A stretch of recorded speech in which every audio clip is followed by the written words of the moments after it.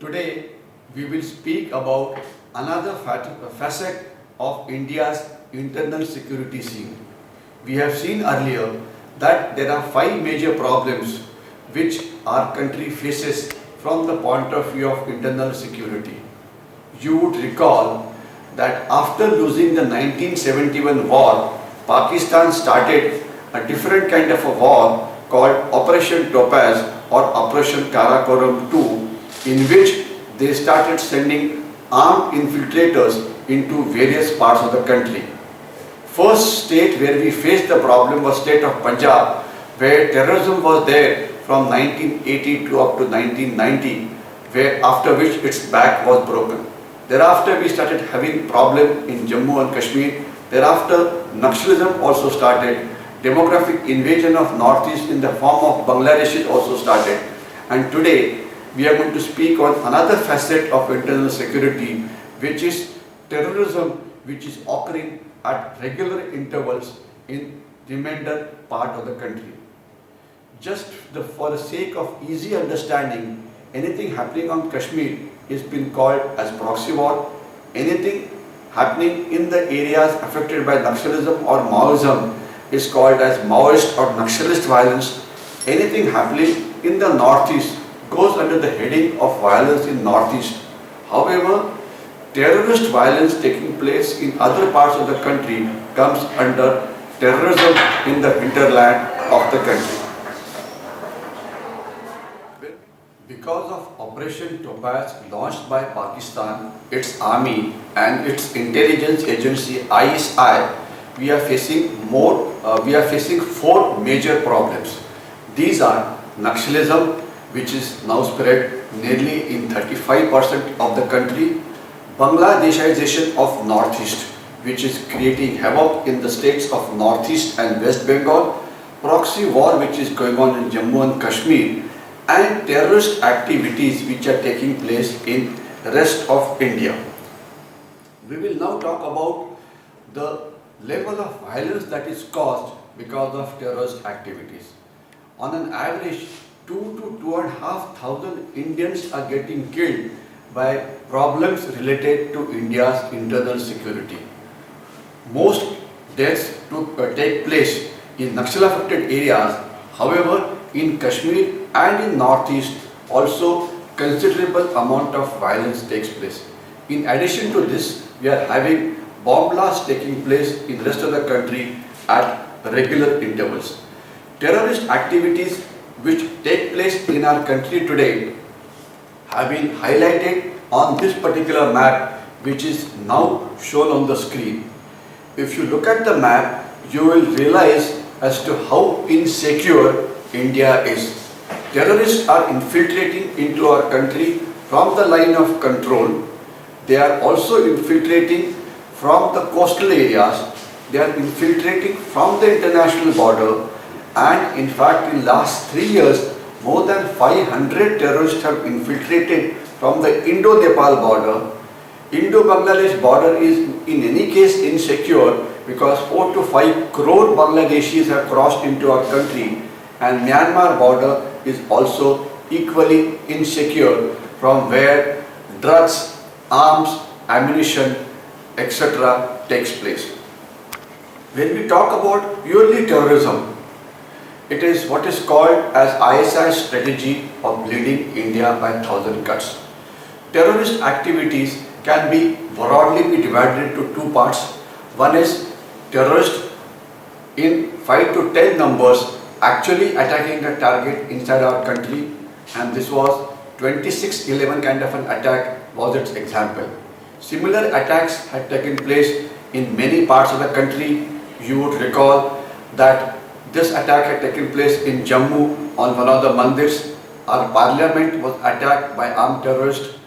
The Red Fort was attacked by armed terrorists.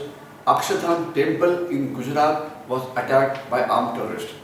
This is one type of a terrorist activity in which armed terrorists, 5 to 10 in numbers, attack a particular designated target. Second is bomb blast taking place in the rest of the country. As far as armed attacks are concerned, generally the terrorists have been infiltrating from the coastal areas or from insecure other international border. If you want to protect yourself against these armed attacks, then the answer is better border management on the Indo-Nepal border, on the Indo-Bangladesh border, and also securing our coastal areas. Our coastal security has improved considerably since 2611. However, there are still many gaps in our society, in our coastal security, which we need to improve in a methodical manner over a period of time. For example, we have to ensure that a complete radar coverage takes place on our coastline. We have to ensure that all fishing boats above 500 tons put AIS or also called as automatic identification system on their boats. We have to issue identity cards to 100% of population residing on the coastline. We have to register all the fishing boats. We have to ensure that more number of police stations are established in our coastal areas, and we also have to ensure that police, which has been given certain coastal crafts for carrying out patrolling, are able to do it in a better manner. Today, a number of our coastal crafts are off-road because of many reasons. We also have a Coast Guard which carries out patrolling of our areas, but that also requires improvement. Indian Navy is also patrolling the high seas, but even there is a vast scope for improvement. So if you are able to secure the coastal areas and the international border, then 2611 kind of attacks can be stopped.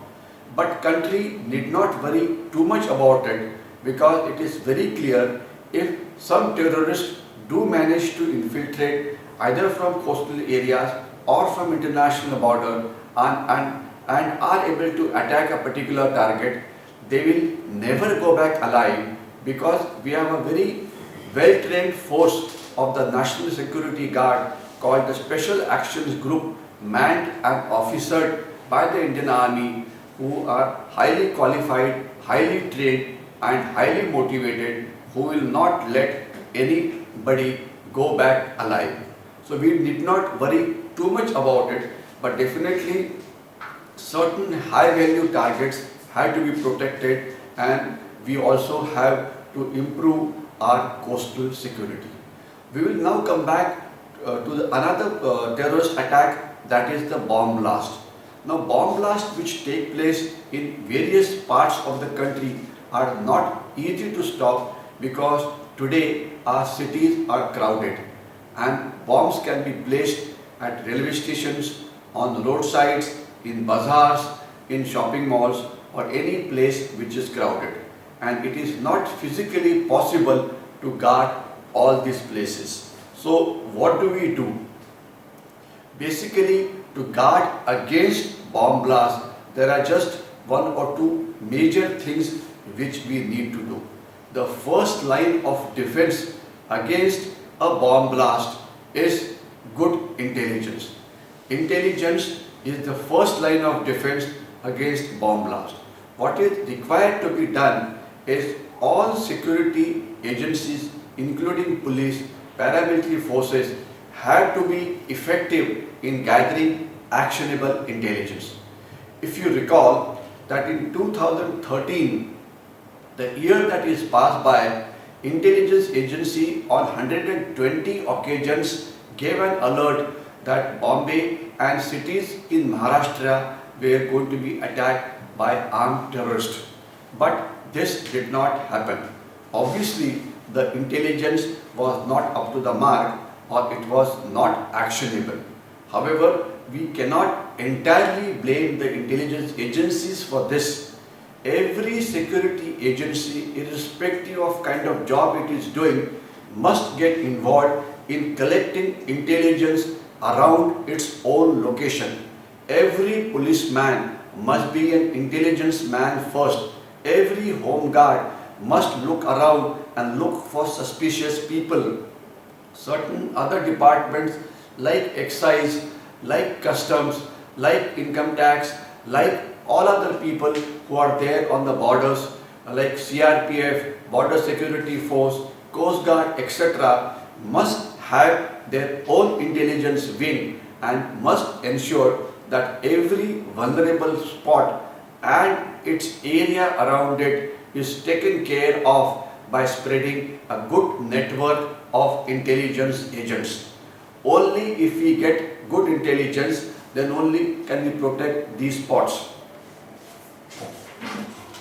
I am Brigadier Hemant Mahajan, who has put in nearly 37 years of service in the Indian Army. I was commissioned into 7th Maratha Light Infantry, one of the famous battalions of Indian Army, in June 1975. During my service, I have taken part on all the operations in which Indian Army participated from 1975 onwards. I have taken part on anti-terrorist operation in Jammu and Kashmir, anti-infiltration operations which Indian Army did again on the line of control in Jammu and Kashmir. During the peak of terrorism in Punjab, we were involved in Operation Raksha in Punjab.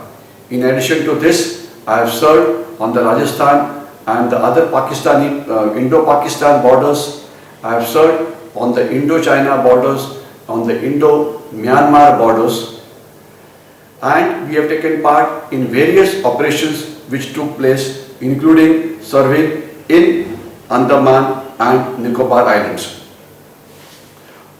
For all the action that we did in Kashmir, my battalion was awarded Unit Citation and about 19 gallantry awards. Again, when I was commanding a brigade in Jammu and Kashmir, again a lot of awards were won by my brigade. My last 4 years of my service in the Army, I joined Army War College, where I was teaching officers of the rank of colonels in the higher command course. After my retirement on 31st January 2009, I've been writing very regularly in various newspapers on various facets of national security, both in Marathi and in English. I've been taking part on various debates on the TV channels, in the Marathi TV channels, 24 hours news channels, Hindi TV channels, and also some of the English TV channels. In addition to this, we are taking part in many seminars based upon national security. I'm a member of 2 think tanks, Center for Advanced Strategic Studies based in Pune and Forum for Integrated National Security, which is based in Bombay. One is involved in talking on various facets of national security on many talks which are coordinated by various NGOs. For my service in the Army, I was awarded Yuddha Seva Medal for the good work that I had done, a gallantry award in Kashmir. In addition, I have been awarded Chief of Army Staff's Commendation Card.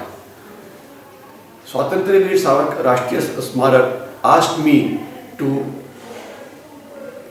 I am on the working committee of Swatantra Veer Savarkar Rashtriya Smarak, and on their behalf we have produced some films covering various facets of national security. The films include India's external security, that is how we should deal with China and Pakistan. Second is how should we deal with our borders during peacetime with Bangladesh, with Nepal, Myanmar and Sri Lanka. How should we look after the coastal security? We face serious internal security problems. We have covered 4 of these. These are the extent, the Naxalism in our country today is increasing exponentially. How do we counter the threat of Naxalism or Maoism? Kashmir proxy war is still going on. What else can we do in Kashmir? Northeast India is being converted into a Bangladesh. How do we meet the challenge of stopping Bangladeshization of Northeast? And how do we stop bomb blasts that are taking place in rest of the country. All these films are in English. One film is in Marathi, in which we have spoken as to how do we take on the challenge of the Chinese dragon. In addition, there is one film on motivation. One young soldier, Lieutenant Vijayan Thapar, how he sacrificed his life. It's a film which will motivate the younger generation. I am sure that you will enjoy listening to these films, and you should pass it on to, you should pass on the contents of these videos to as many friends and relations as possible, so that the spirit of national security is imbibed by every citizen of the country. Jai Hind.